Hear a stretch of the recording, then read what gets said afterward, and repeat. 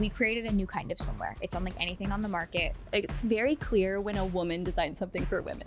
I try. A dream that a lot of entrepreneurs have is appearing on Shark Tank. Barbara was in, and then Jamie was like, I want in. I was like, no freaking way. I want to hear like the real about what that process is actually like. I was like, I cannot let this go to waste because of my own fear or because of telling myself I should not be on this show. If I keep believing that and telling myself that, that will happen time and time again in my life. You're the living embodiment of, it's not so much what we need to do in order to achieve these results, it's who we need to become. I don't know if I've ever said this before, but I have had a psychic that I've seen for 15 years of my life. Okay, I love this. I want to go there. What did the work for preparing your mind, your nervous system actually look like? One thing that has changed my life is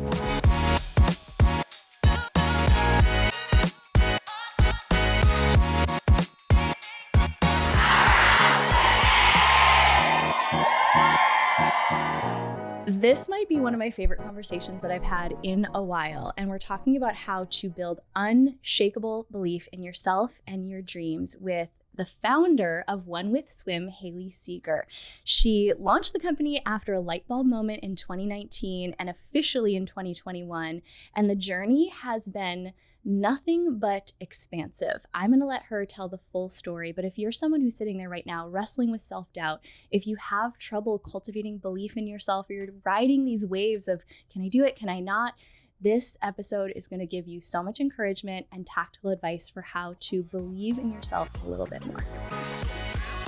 Hayley, welcome to Powerhouse Women. Thank you for having me, Lindsay. I'm so excited. I mean, immediately, this is like the highest of compliments I could give.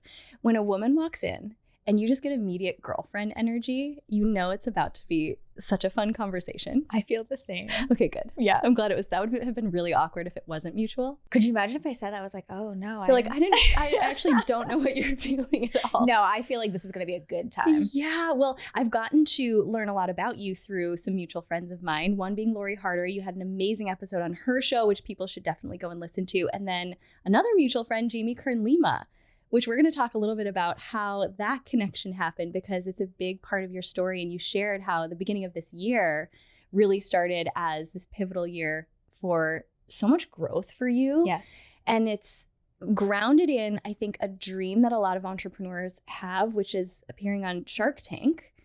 And I kind of want to hear, like, if we are going to just be girlfriend vibes, I want to hear like the real, what you can share about what that process is actually like, because I think it's going to give us the opportunity to talk on a bigger platform about belief, like how much belief you actually have to cultivate in yourself and your ideas to get them to that next stage. And your story is the perfect one to really have this conversation around. Thank you. Yeah, no, it was the biggest exercise in exercising my own beliefs about myself, getting out of limiting beliefs, cultivating new beliefs. Like you said, it was a huge growth edge for me going into Shark Tank and doing the work to prep for it. So I'm excited to dive in. Yeah. Okay. Well, let's start there, because I know there's so much more that went into your growth leading up to that moment to even be considered, much less apply to be a part of Shark Tank.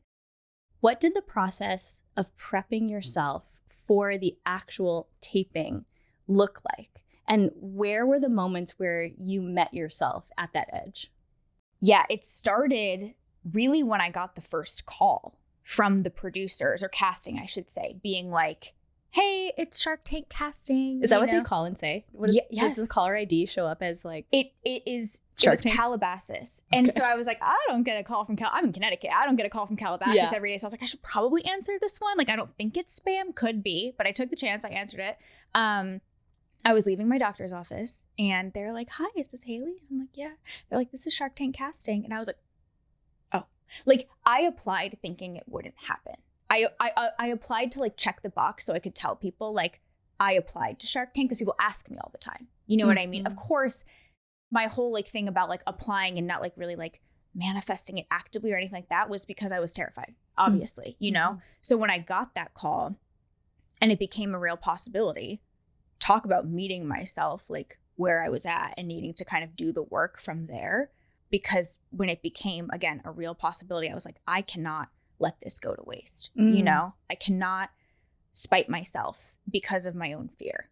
or because of telling myself that I should not be on this show. Yeah. You know, so that's when the work began, was like the very first call. I remember that night getting on the phone with my parents being like, so I applied to Shark Tank and I actually got a call back. Like, should I move forward? You know, because there's so many steps to get to the tank. And they were like, you'd kind of be crazy not to, you know? But it was a real like decision I had to weigh, because not only did I know like a ton of work was around the corner for me, physically, mentally, spiritually, emotionally, but it's also like, do I want that level of visibility? You know? Ooh, yeah. Like, I had a YouTube channel for a really long time. I kind of like got that out of my system, is what I told myself. Like, I had been there, done that. Like, do I want to do that again? Right. And that was a real question that I had for myself. So that's kind of where it all began. Yeah. That's so real. Okay, there's so many things in that I want to dig into, because there are these pivotal moments that if we're not aware, we could mistake them for either proof that we're not worthy, proof that we're not good enough, and not see them as the invitation to lean into starting the work. Because I think a lot of people could also take that as, okay, now this is like my stamp of approval, versus what you saw it as was, this is where the work begins. Yes. So take me to like that moment where you say like, okay, I'm going to lean into this. When you say the work, what did the work for preparing your mind, your nervous system for that level of visibility, for that expansion, what did that actually look like? Yeah, it was very real. So again, I got on with my parents, like first thing, knowing also that I had to be really tight-lipped about like who I told, just because like I've heard the Shark Tank confidentiality stuff before. So I was like, I have to be careful. A.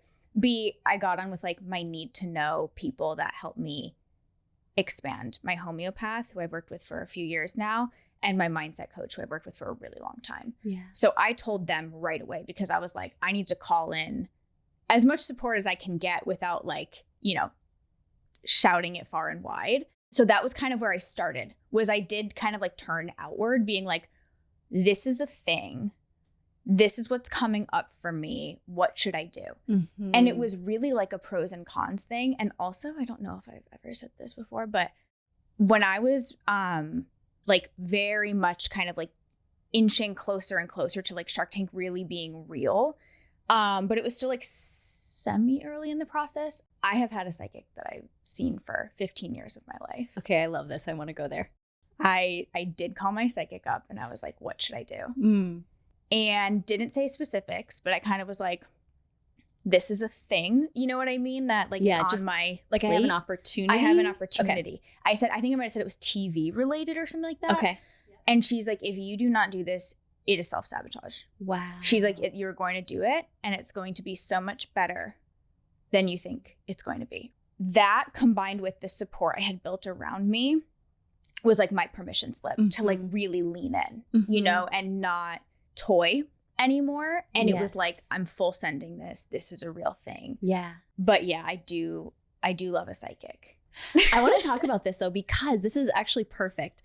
I talk a lot with groups that I mentor about the fine line between having your safe people, which includes like, listen, I have spiritual people all around me who are just, they have different gifts than my spiritual gifts. They are getting different intuitive pings than I'm getting. Yep.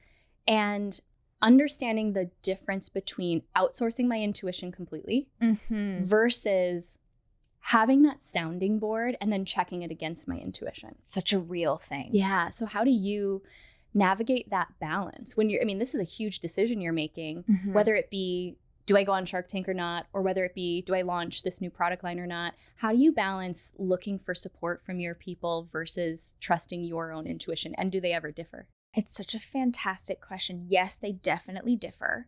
Sometimes. I don't want to say all the time, but like I can definitely come up against like competing advice or what have you.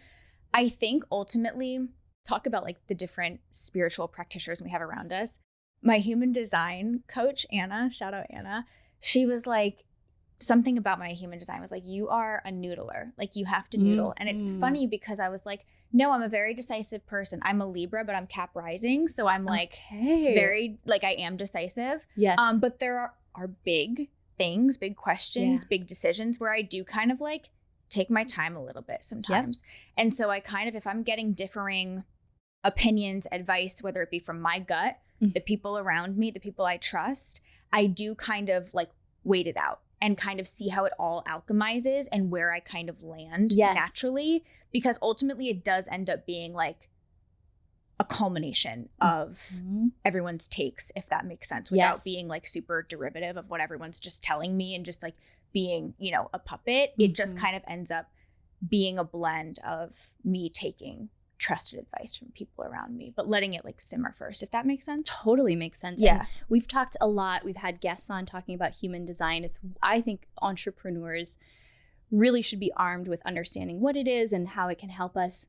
I think for me, it really just validated how I thought I knew I made decisions and saved me a lot of time, because it sounds like you maybe, is it emotional? Is that it? Do you have to like ride the waves of the emotions? That's what it is. Yes. Yeah. How did you know that? Are you human design? And I had a guest on recently that talked about it, who has an amazing book. Her name's Erin Claire Jones. Okay. And we did a little masterclass when her book was launching, but she really made it practical for entrepreneurs to understand, because I'm someone that I make that fast gut yes or no, and it's unmistakable. And the amount of time I have spent trying to logically convince myself of something I didn't want to accept in the first place.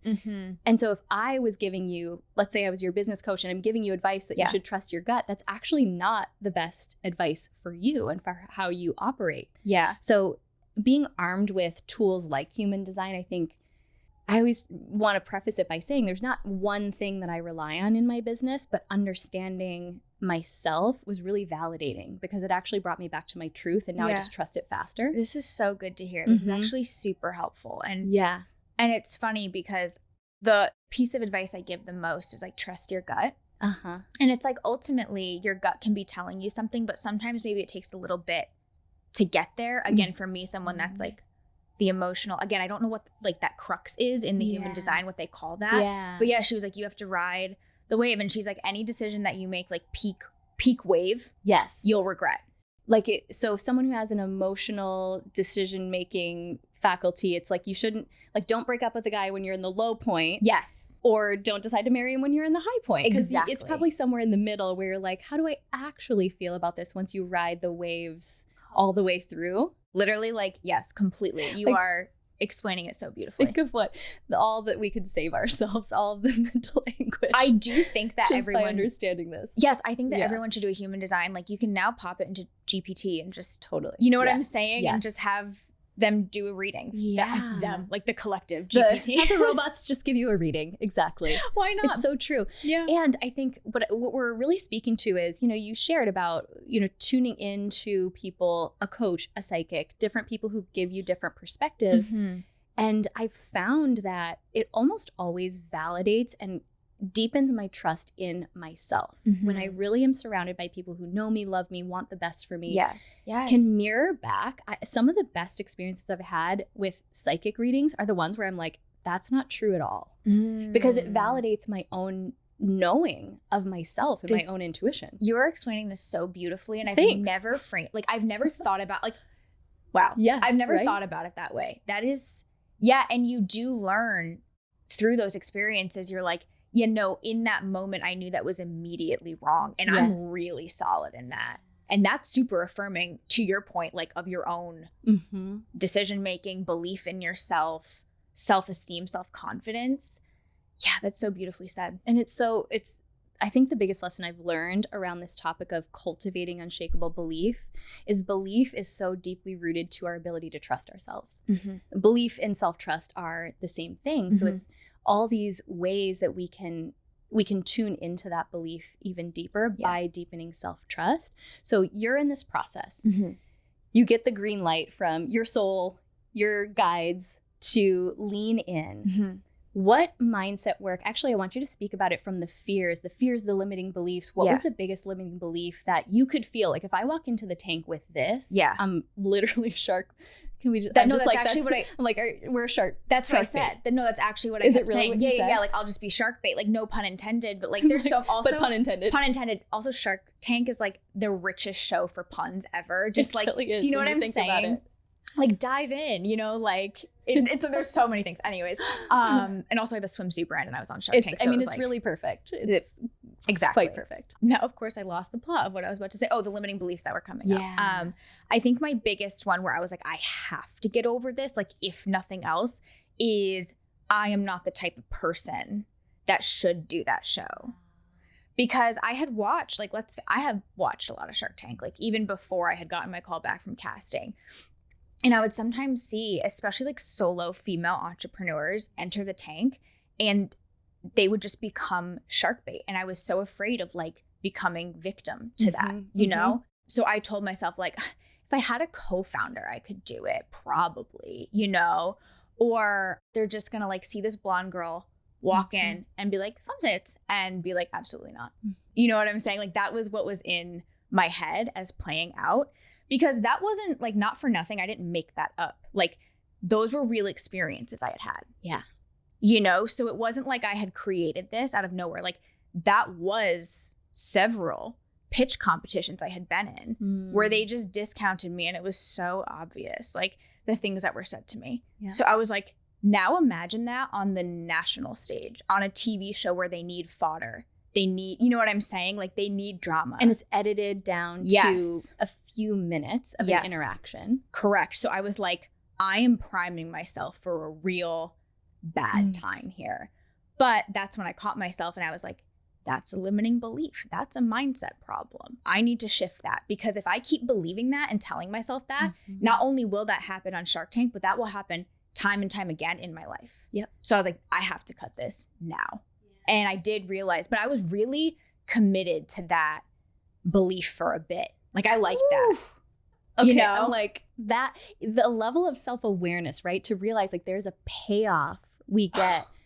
100%. Like we're really married to these beliefs and they keep us safe. Like that is a part of you that knows, okay, more exposure, I am risking something. Yes, for sure. And and it does work to keep you safe.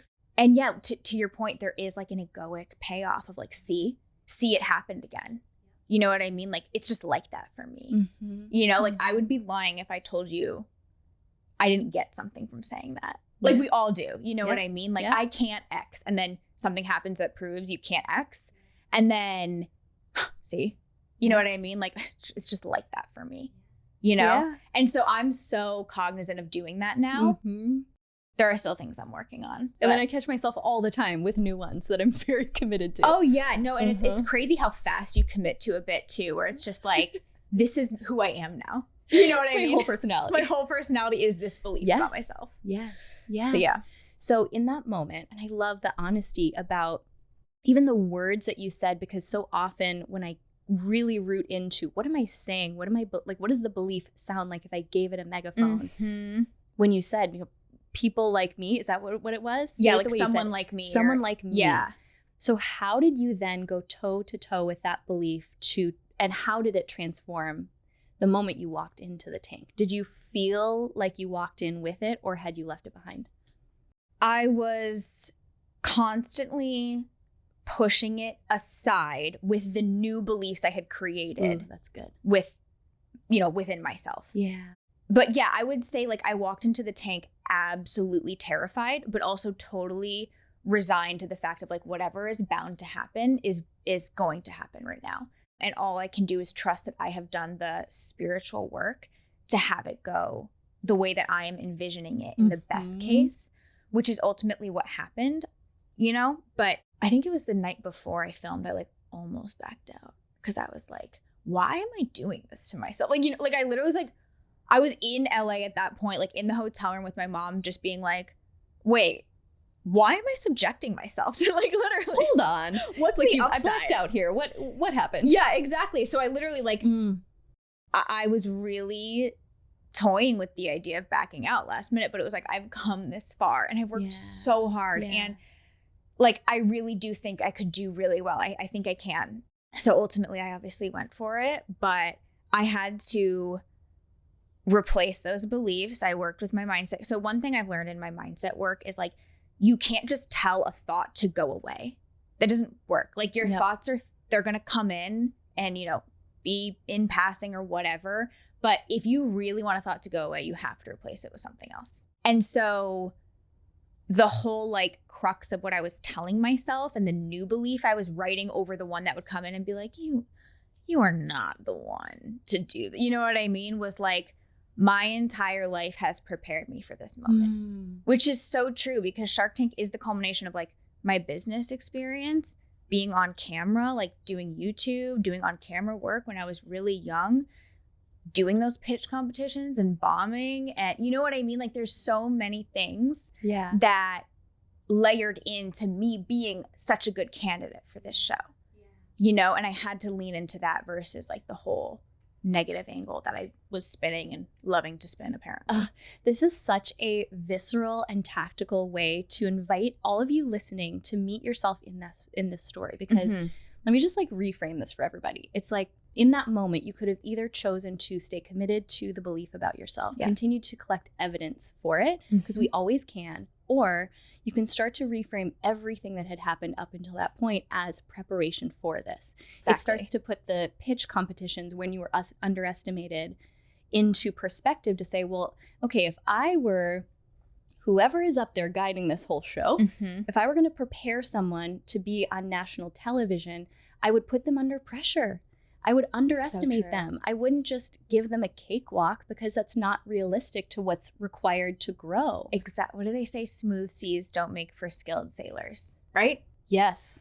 Another water analogy, shark adjacent. See? It's like everywhere. It's so prolific. But yes, that is a beautiful way to reframe it, and the perfect encapsulation of what I was feeling. And I also love that you shared that real moment, because this is a moment I want people to anchor into as well, that right before the biggest breakthrough, oftentimes I think that's when the resistance gets the loudest. It's almost like our nervous system knows we're about to make a huge leap into the unknown, which feels so scary. Yes. And so that moment in the hotel room where you're like, do I just call it quits right now, is so real, because I love to talk about it so that people lean into it when they find themselves there, because I don't think you get to grow in huge ways as an entrepreneur, especially without meeting those moments and choosing to even just say YOLO. Even if you're like not that confident, you're like, well, let me just see what could happen. Totally. All of my biggest breakthroughs have happened on the other side of a thought when I was about to quit. Like actually toying with the idea of quitting. Yes, 100%. Like you can't have sorry about all of the analogies. Like we're going to make one whole reel of shark puns. Just be prepared. This one is a land pun, or not pun, I should say, but it's a land metaphor, but you can't have a mountain without a valley, right? That's what they say. That sounds real deep and real good. But you know what I'm saying, right? Like, there wouldn't be a mountain without a valley. Exactly. Yeah. That sounds true. It does, right? So that's kind of what I always think is like, it can only go up, right? Like in what I'm feeling, it can only go up. So I have to tell myself that a lot. And I also think too, like I see people who have had, I mean, I hate to say this, but like relatively speaking, maybe an easier journey. And then when that first setback happens, it's tough. It's really tough. Yeah. You know? So yeah, I just think like to your point, if you're the creator, if you're whoever is like pulling the strings up there, what better way to prep someone for that moment than giving them a series of tests throughout their life? Yeah. And you know, I really do look back and see how there was a period of time for me that I thought those tests were proof of my negative belief. It wasn't until I started to see the tests as the preparation. Yes. The opportunity for me to practice who I said I was becoming. Yep.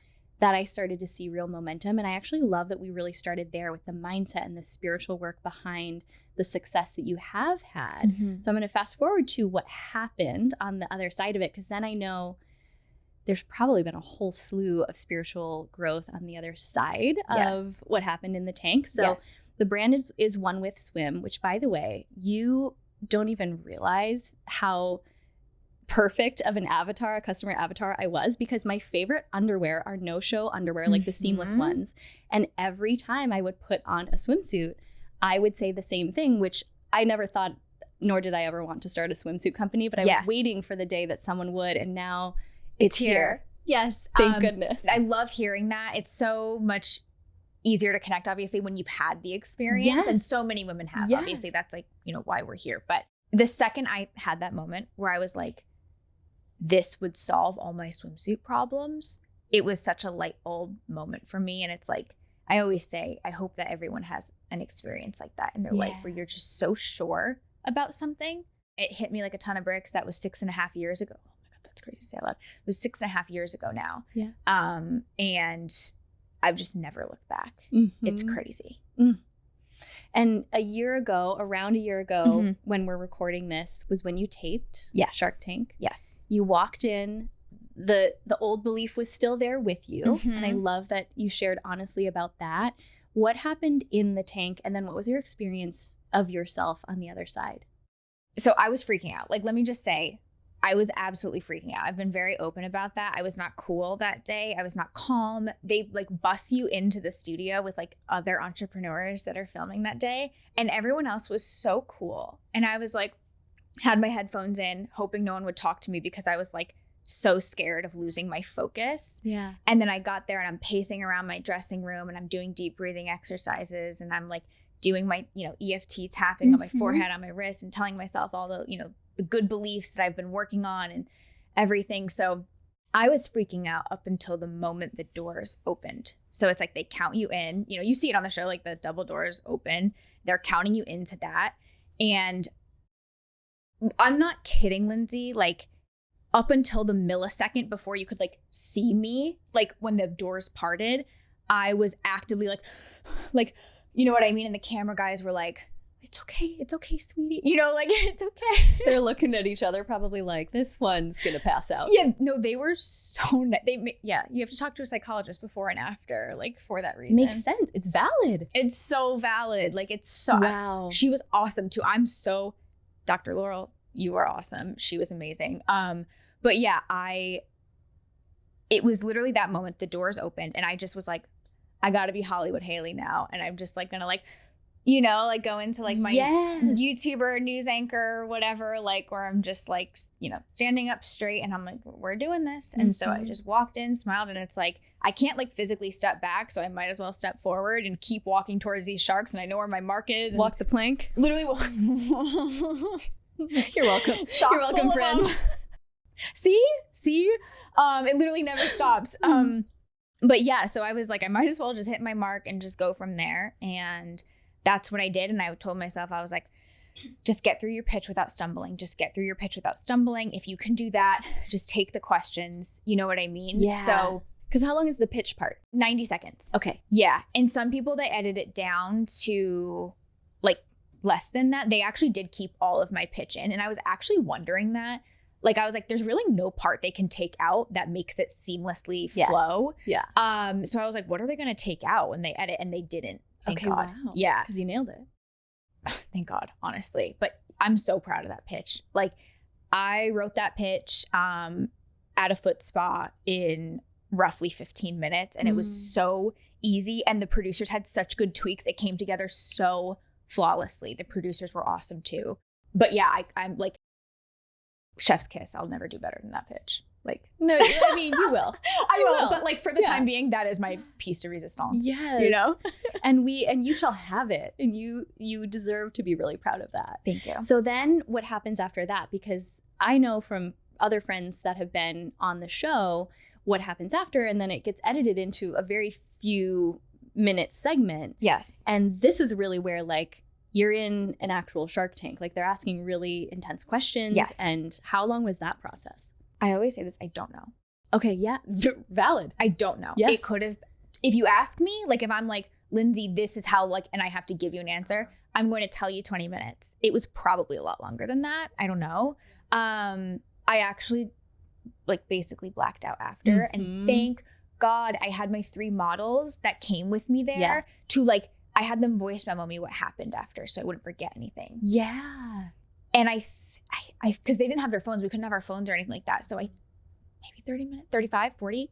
I don't know. But like, I will say, I think comparatively, some people were in there for 90 minutes. I was not in there nearly that long. Okay. It was not that long. But what did it entail? Because this is probably why you blacked out, right? Exactly. Yeah. No, it was like, whew. Again, the peppering starts right away. Immediately after your pitch, they start asking questions. They're standing sitting, I should say, pretty far away from you. So I had to work really hard to just hear them, which actually worked to my advantage, I think, because I had to take a beat before answering. But they did not ask me anything that was out of my immediate wheelhouse. Like, I had answers prepared. Like, even in stuff that didn't air, I can say I was prepared. And I actually walked off the set, and the first thing I said to the producers was like, are they going to ask me more questions? Like, I have more answers, you know what I mean? Like, I can do more, you know? And they're like, no, you're good. You did good. Yeah, you're good. You're okay. And then obviously, like, okay, so like you answer the first question. Okay, phew. Okay, next question comes. And it just kind of like, I never had a moment where I stumbled in my answer or in what the sharks had to say to me. That was surreal. Like, to have that experience on Shark Tank was surreal. And then obviously, like, I think I've said this before, but I had written in my phone that morning. So the second I found out Jamie was going to be a guest shark, I was like, oh my, I actually just got chills just saying that out loud, because I was like, the universe is conspiring for me. You know what I mean? Like, I was like, this is the perfect entrepreneur to have for my business. And so I wrote in my phone, like, the morning of, I have this whole affirmations list. But I was like, I will get a deal with Jamie Kern-Lima. And when that started happening, like, so Barbara was in, and then Jamie was like, also I want in. I was like, no freaking way. And also, like, I'm from the tri-state. Having Barbara as my shark was incredible, like, dream come true. I've been obsessed with her for always. So the fact that those two came together and made this dream come true, like, literally, yeah, I could cry thinking about it. And my reaction walking out of the tank was, I mean, I almost did pass out. I was like trying to right myself because I thought I was going to pass out. Yeah. It was that cool. Yeah. And what a great example as well of, like, it would be so easy for people to look at the story and see dream scenario, not just one of your dream sharks, but two. You know, the success that comes afterward. And I want to get to all that part, and not know the backstory of how much you have had to become the version of you who was ready for all of that. Yeah. And I don't want to say I fear this, but like, I've seen this happen where I do think people think that, like, people think I just, like, you know, like in Legally Blonde, they're like, it's like she just woke up one day and was like, I want to go to law school. Like, I'm afraid people think that about me, because it's like, it could not be further from the truth in terms of, like, what I've lived to get to this point. There's so much that went into it, which made it all the more rewarding, obviously. Is there a part of you that feels almost the need to prove something? Yeah. Because it sounds like that's how you've been received in other scenarios. And I have my own version of that too, of where there's certain things that are easy for me. So I think it can come across as though everything is easy. 100%. And no one sees. No. And they never will. And it's right. And I even think about this too, even when I'm, like, posting on my personal Instagram, like, of course, the stuff that I post is, like, the fun stuff. Like, we painted pumpkins the other day to, like, advertise our mystery bundles that are dropping in a couple weeks. You know what I mean? And that makes my story. Do you know what I'm saying? But it's like me in front of the computer, in front of spreadsheets all day with, like, 3 screens in front of me. Yeah.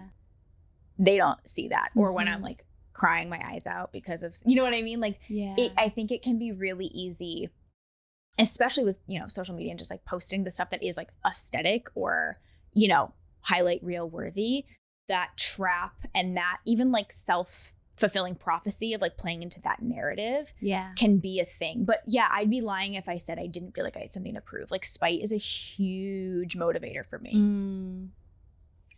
You know, if I'm being honest, we are who we are. And and again, it's not the healthiest thing that I've ever said, but I do think it gives me a good amount of fuel that I do alchemize into something really productive and not toxic.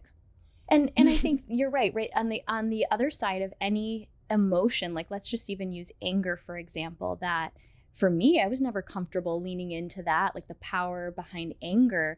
That's also the same force that gets me to set boundaries. It gets me to show up for myself. Yes. And I think I'm just hearing this more and more as a conversation among the women, at least that I hang around, not being afraid of some of those deeper emotions, even though if we say spite, underneath that is actually, there's like not a shred of you that feels spiteful, right? Correct. Or like the understanding our motivators, but also understanding how to turn them into healthy motivators. Exactly. Yeah. And it's like, Lindsay, let's be clear, when I wake up in the morning, I'm not like, spite. You know what I mean? Like it's not the resounding currency I'm on. But to your point, it's because I have transmuted it into like a really healthy fuel for myself. But yeah, it sounds unbecoming, but I think if you make it something that is, again, helpful and not a hindrance, it can really work to your advantage. Yes. Yeah. So what about life and business feels different on the other side of Shark Tank airing? Because filming is one thing, then it airs. Yes.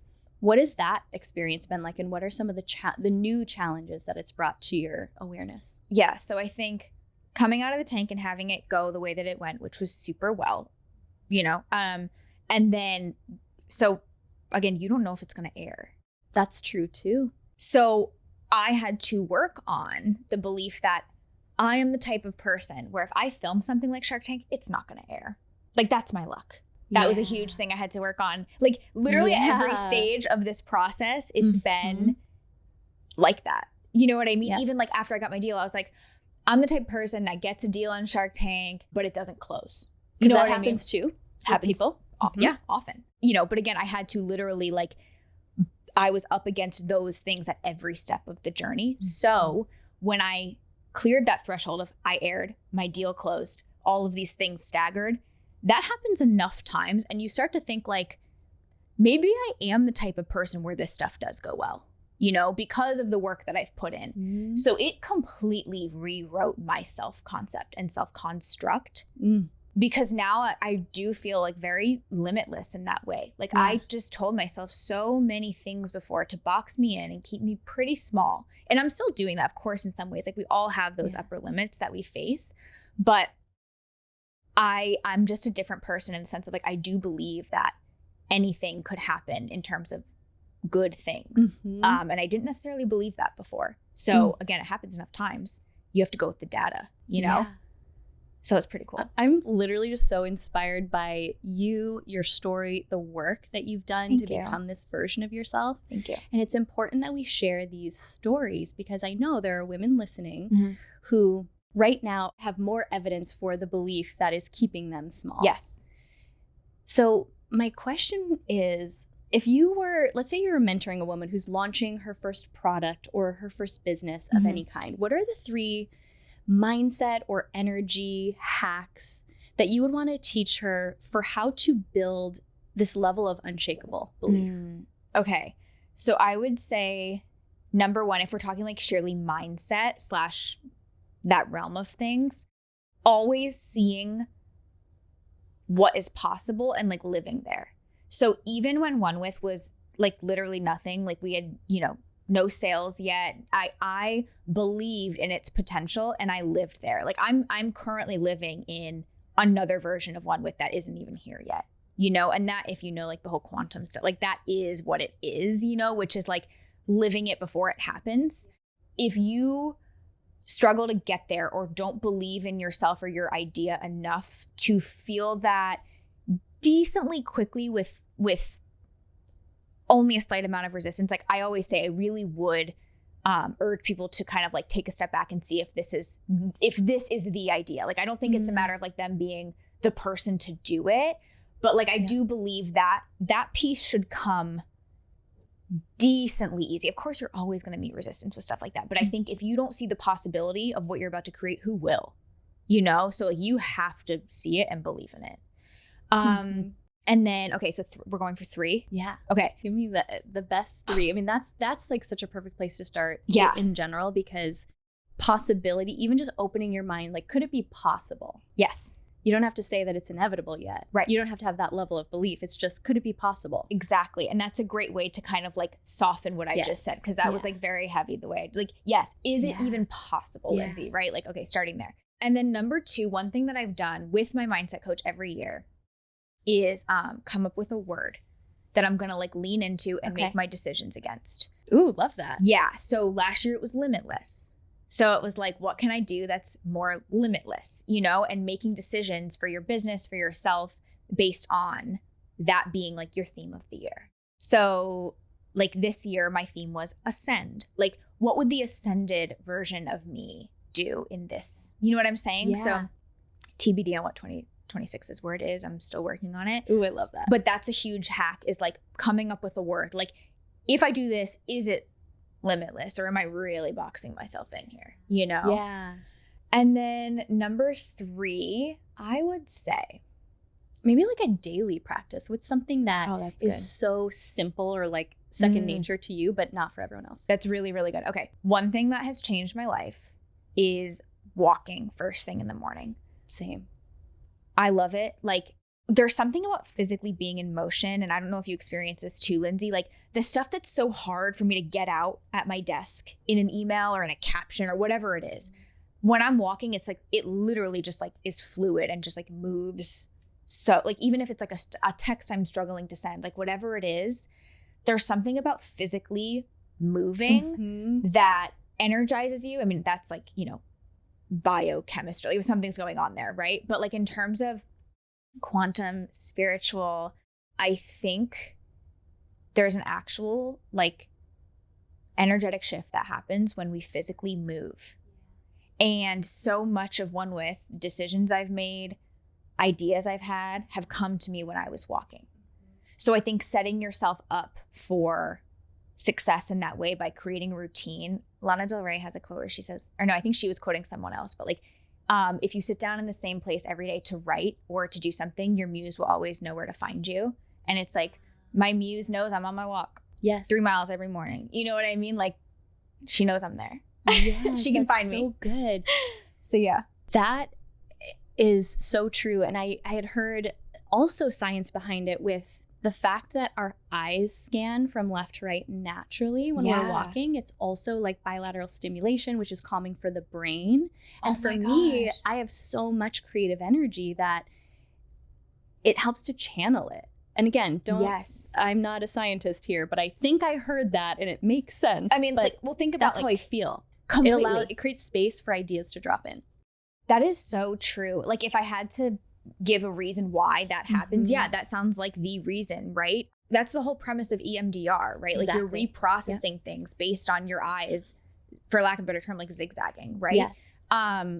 Super scientific expert. We're just two blonde scientists over here. Two blonde scientists. See, this is what I mean. This is the trap where I'm just like, I have to stop playing it. You know what I mean? No. But yes, you know, blonde science. Exactly. I think we should. That might be a trademark. I'm just saying we should look into that. We should look into it. But yeah, like I do think there is something to that. And I'm so glad that you're a hot girl walking. We're all about the hot girl walk. So many of my best ideas, so many of the podcast episodes that I do, you know, solo episodes, I write on walks. Yes.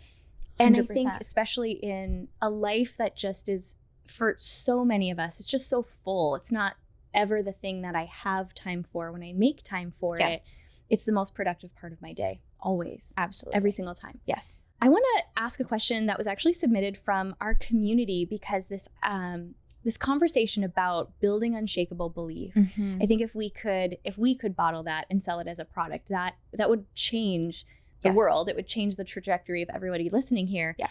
And fortunately or unfortunately, like we've shared, it's something that is built. It's built, and then you get to own it. You own it so differently.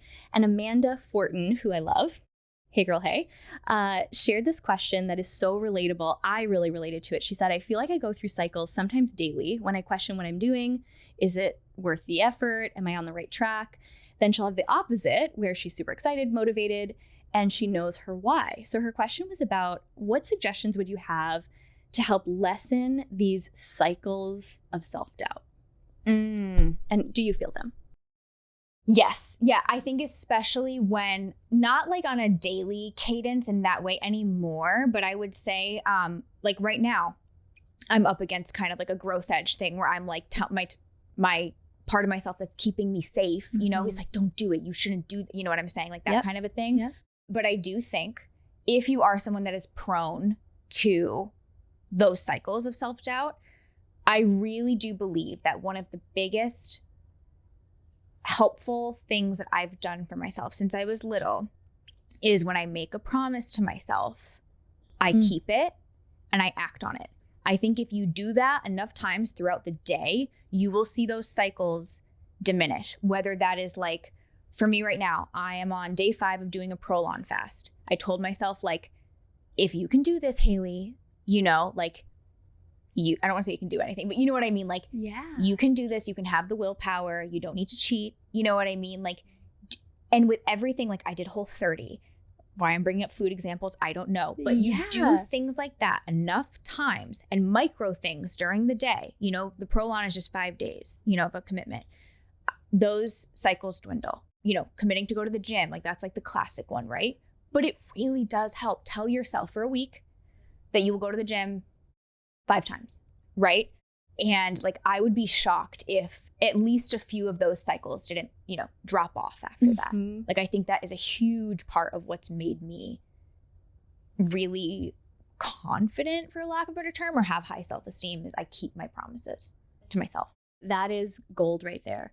Because when I actually look back at, and I can really relate to what Amanda was sharing, when I look back at the seasons where the self-doubt was louder, and in the areas that the self-doubt was showing up, I had a track record of not keeping my promises to myself. Yeah.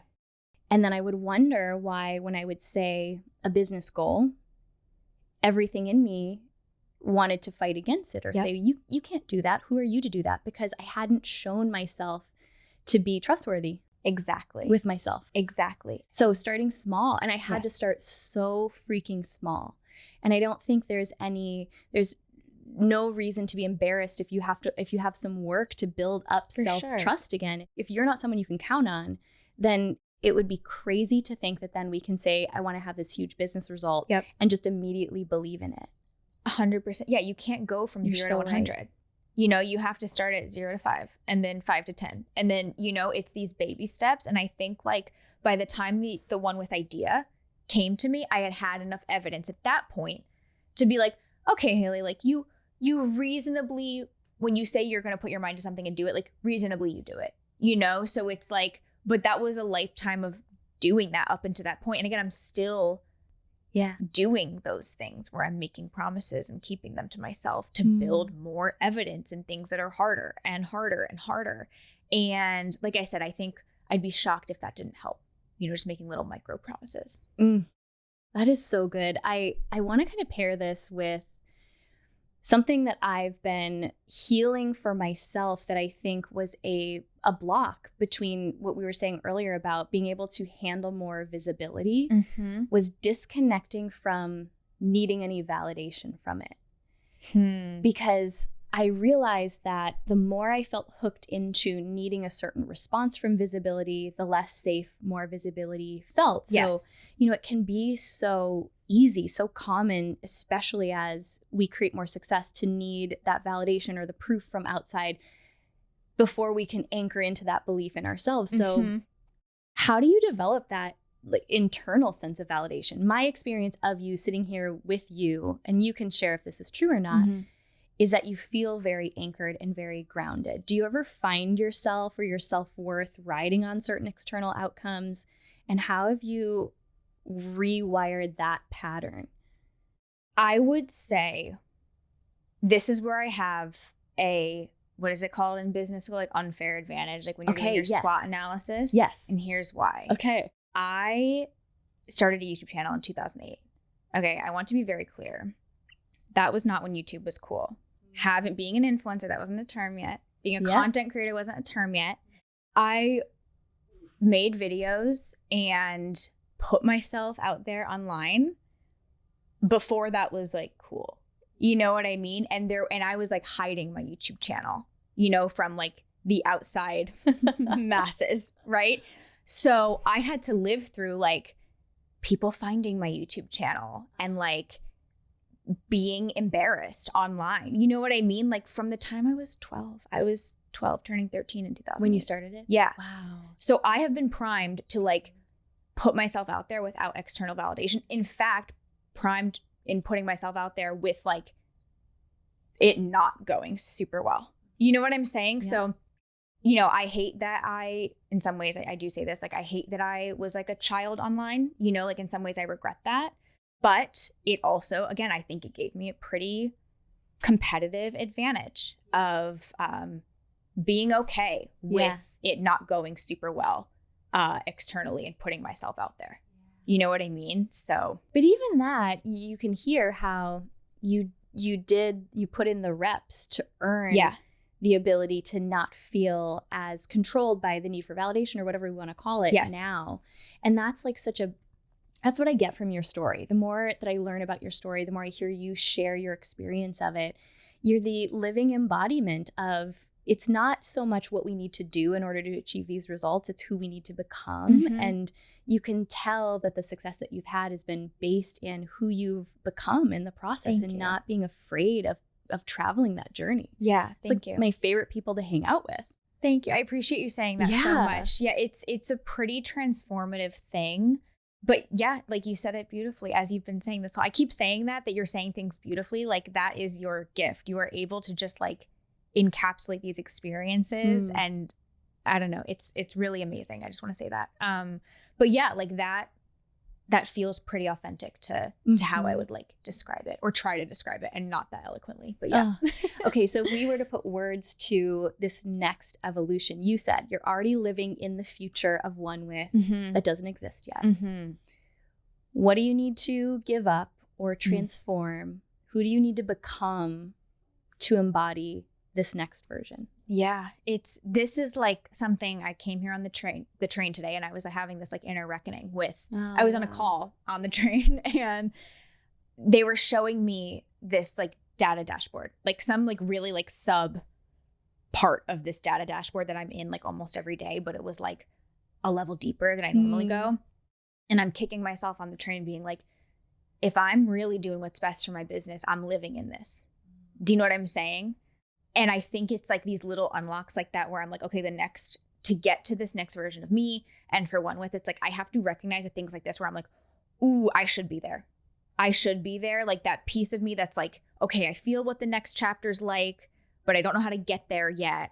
It's seeing those little things like that where I'm like, I need to be in this dashboard, or some other thing. Like I'm planning a photo shoot and I'm like, last time this happened. This is how I'm going to prevent that from happening again, because like the next version of me and OneWith, we're not making the same mistakes, So I would say it's the awareness of the things that you maybe did wrong last time, or again, the stuff that like your higher self is just like pulling you towards, Does that answer the question? Yeah, I think, and what I hear from it too is I think as someone who's committed to a growth journey, which it seems like that's something we really have in common, there's always going to be, and I've normalized the fact that there's always going to be a better way or a bigger vision that I had for I've had the thoughts 10 times during this podcast of sitting here with you, having this incredible conversation, thinking of all the ways that I can make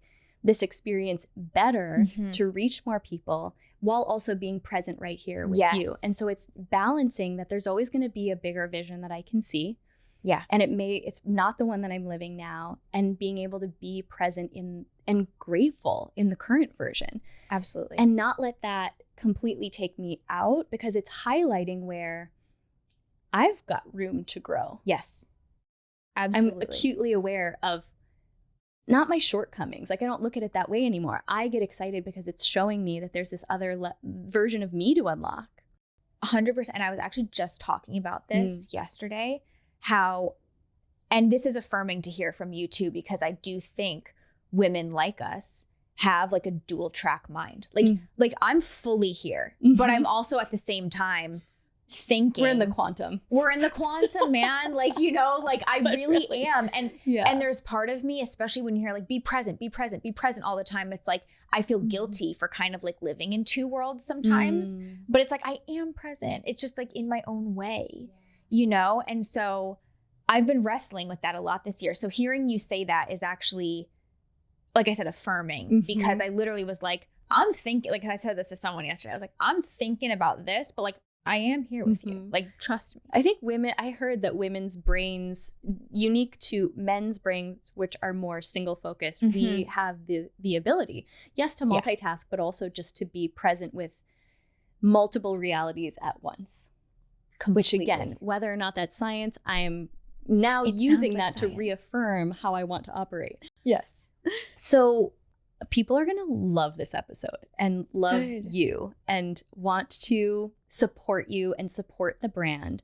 So something that I'm trying to normalize for myself in this season, one of my growth edges is just being very clear about what I need and how people can support me. So what is the best way that people can support the brand, like through tactically making purchases, obviously? Yeah. What are the biggest things that the Powerhouse Women audience and those listening can do to show up for you and support you in this next season? That is such a sweet question. I love that question.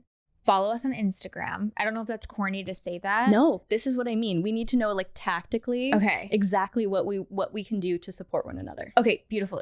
Yes. Following us on Instagram, commenting, engaging. Like, you see all those things that people post, like how much it costs to support a small business. It's like liking this post, commenting this post, like $0 yearly. Like, it is so true though, because some of the people that I recognize as like OneWith's like biggest supporters maybe have made one purchase or two, you know what I'm saying? Like, they're not like spending the most dollars wise, but they're always in our comment section. Yes. You know, they're always DMing, and know? We see that. Let me tell you, someone who supports a small business, whenever people are like, you'll probably never read this DM, I'm like, are you kidding? I'm going to screenshot this and put it on my refrigerator. Yeah. Not only will I read it, I will listen to this voice memo that you sent me nightly as my bedtime story. I don't think people realize, and I think especially too with how like parasocial relationships have become, like, I don't think they realize though, parasocial gets like a flack sometimes, you know what I'm saying? I actually don't know what that means. I'll be honest. Okay, it's like when you think you know someone because of social media. Yes. You know what I mean? Like, that gets a lot. So true. It gets true. It gets a bad rap, right? Like, sorry to cut you off. I was just trying to finish. No, I'm like, thank you for, I'm not even going to step over that and pretend I know what that word means, but I experienced that for sure. Yes. I experienced that on both sides of it. Exactly. And that's what I'm saying. So it's like, there is a flip to that. It's like when people are like, you won't read this or you don't know who I am. It's like, no, girl, I do. Thank you. You know what I mean? Like, absolutely. It's like, I've sent messages to people before, like, just so you know, like, I see you. Don't worry. Like, thank you. You know, like, I really appreciate this. So again, there's a flip side to that, the negative connotation of parasocial. I think there is a positive element to it for sure. So yeah, just showing up like that means so much. Yeah. So yeah, just following us on social, engaging, costs $0, and it's so helpful. And I'm sure I could think of something a little more meaningful, but that's what I'll say in my. And I also want you to like give a commercial for the brand because like I said, I mean, I gave like just my personal you're meeting my needs story about being able to like hearing it for the first time and realizing, no, someone gets it. Because this is a thought I've actually had is I wish my swimsuits fit more like this. For someone who has had struggles finding swimwear that they feel great in, why is OneWith the brand that they should entertain? Because I really think it's one of those things, especially once you get to experience how you feel when you put something on. That alone really tips into building our self-belief when we actually invest in things that make us feel good. Yes. And swimwear can be tricky as women. Can be very tricky. And yes, I'll go on my soapbox for a minute. So we created a new kind of swimwear. It's unlike anything on the market. We're patented. We just got our patent in July. Congrats. Thank you. It was 4.5 years in the making. So it was crazy. But yeah, so we are fully patented. Our swim is dig-free, elastic-free, and edgeless, just like no-show undies. So no-show undies have that raw cut edge that just like lays flat on top of your body and doesn't dig in. Normal swim has those tight seams and elastic that squeeze and compress. We don't have any of that. So we really took what made no-show undies so flattering and made that swimmable.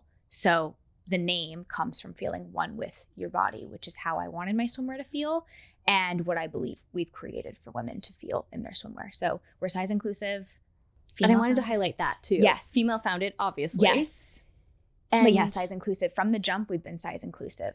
You know, a lot of brands launch sizes small to XL. And then of course they hear from customers being like, those aren't my sizes. You know, like, where's my size? Yeah. And from the jump, it was extremely important to me saying out loud, like, this is a suit that's one with my body. Like, how was I just going to like discount there being like a spectrum to sizing and stuff like that. You know what I'm saying? So if it was going to be one with your body, I had to do size inclusive from the start. So that's been very important to me. And I remember this actually might make me sound like a stalker, how much I've like researched your brand, but I don't care. Seeing or reading somewhere that you got feedback about people wanting more colors, right? Yeah. And that was actually something you stood firm in. You're like, no, to remain size inclusive as a small business, I actually can't financially offer a lot of different color options, especially when we know the data. Yep. Let's be honest, a black swimsuit just looks great on most of us. So I just remember, I don't even know where I came across that, but I think just seeing a founder who really sticks to their core values and lives them, and even just educates the customer to come along with you and help people understand the reason behind why you're making certain decisions. I could even tell before meeting you just that I love the way you thought. I respected you as a founder, as a business owner. I'm just so genuinely excited to watch your journey and your business's journey grow. That's really sweet. And I'm so honored that we got to have this time together, and likewise. I hope we get to have more. I feel like that's in the cards for us. I think so. Yeah. No, and going back to what you were saying, like, that was at first I would kind of like not skirt that question, but I was just like, like they don't get it. They don't understand. But then one day I was like, what if I just like tell them? You know what I mean? Like, because it's a very practical, pragmatic reason why we don't offer a lot of colors, and maybe one day we will. Like, I guess that would be the goal, but it's not sustainable. And let me be clear, like, I just mean from a financial perspective. You can't just shell out a ton of cash for the sake of shelling out a ton of cash to have a ton of colors. Like, it has to be mindful. Otherwise, like, the business just won't be able to handle that. So it was very pragmatic. I said, like, I think from what you probably saw, I said, like, I'd rather people come on my site and see their size versus seeing their favorite color. Like, one trumps the other. And to me, that's size. Yeah. So where can people shop? We'll link it in the show notes, of course. Yeah, onewithswim.com. We're direct to consumer only. So if you want to see it, you can go on our site. They're so cute too. Thank you. And like the ability to mix and match and all the different styles. Again, it's very clear when a woman designs something for women. I try. Yes. And we do listen to like a good amount of feedback and data and stuff to arrive at different styles. And so no, it's very thoughtful for sure. Every element of the brand. Thank you. Yeah. Appreciate it. So you've had so much growth, so much expansion. This is something that I have started to do at the end of all of our guest episodes, because it's a reminder for me, it's a reminder for everyone listening to pause and acknowledge our own growth along the journey as well. So this is just an opportunity for you to acknowledge yourself. We just call it a powerhouse moment. It can be anything big or small, but when I say what's a recent powerhouse moment that you want to celebrate yourself for publicly, what's the first thing that comes to mind? I should have prepared this better in my mind. I was like, I can do this off the top of my head. From the heart is always the best anyway. Yeah, I'm trying to think. I mean, I have really just shooted my shot recently. Shooted her shot, people. I have shooted my shot. The shot has been shooted. The shot has been shooted. I do not know how you say that in the past tense, but we're going to go with it. I shot my shot? I shot my shot. Yeah. Yes. Thank you. Listen, I am an English major. I'm not. No, but I'm like, why was that such a reach? Like, why did I need you to tell me that? You know what I mean? I have shot my shot a lot and it's paid off. Again, normally I'm like, I'm the type of person when I shoot my shot, it doesn't go well. I don't hear back, And recently I'm like, maybe I am the type of person that I hear back. You know what I mean? Yes. So that's been a really good, like, powerhouse moment for me recently, is like, people do respond, so I've been like reveling in that a little bit. That's like a really good thing to feel for sure. So that's my powerhouse moment. And it really just ties this entire beautiful conversation together around how you got here, to be able to even acknowledge yourself for that as a powerhouse moment.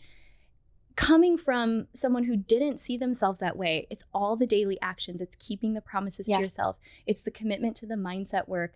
And I'm just so grateful that you're so open with sharing these parts of your story, because it shows that really anyone can make their dreams come true too. I love that. And I used to be a much more private person, and I just hated talking about anything like this. But I think when you realize there's such value in sharing this, it's like a disservice, not only to others, but also to yourself. It's like, I need to to your point, like give myself credit and you know what I'm saying? And in doing that, help other people too. So thank you.